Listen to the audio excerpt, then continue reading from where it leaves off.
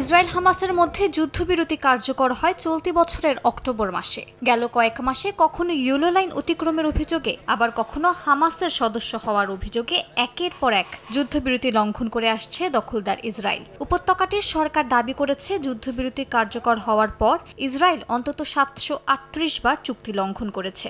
স্বাস্থ্য মন্ত্রণালয়ের হিসাব অনুযায়ী এসব হামলায় 377 জন নিহত এবং 987 জন আহত হয়েছেন। স্থানীয় প্রশাসনের দাবি, এটি আন্তর্জাতিক মানবাধিকার আইনের স্পষ্ট লঙ্ঘন এবং যুদ্ধবিরতির মূল কাঠামোকে বিপর্যস্ত করছে। এমন হামলার মধ্যে যুদ্ধবিরতি চুক্তির দ্বিতীয় ধাপের বাস্তবায়ন কঠিন হবে বলে আশঙ্কা জানিয়েছে ফিলিস্তিনের স্বাধীনতাকামী সংগঠন হামাস।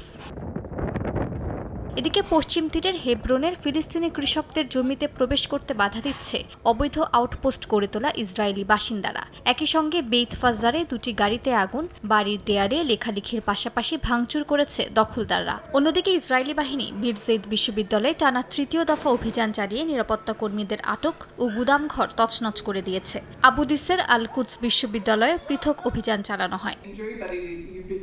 ইউনিসেফ জানিয়েছে, যুদ্ধবিরতি কার্যকর হওয়ার পর 9300 শিশু তীব্র অপুষ্টিতে ভুগছে, যা আগস্টের চেয়ে কম হলেও ফেব্রুয়ারি-মার্চের তুলনায় বহুগুণ বেশি। সংস্থাটির অভিযোগ, পণ্য প্রবেশে বাধা ও রুট বন্ধের কারণে প্রয়োজনীয় খাদ্য পৌঁছানো যাচ্ছে না।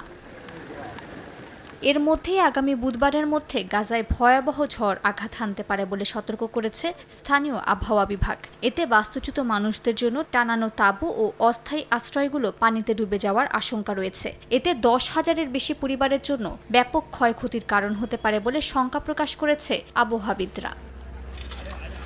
মালিহা সুহরওয়ার্দী, সময় সংবাদ।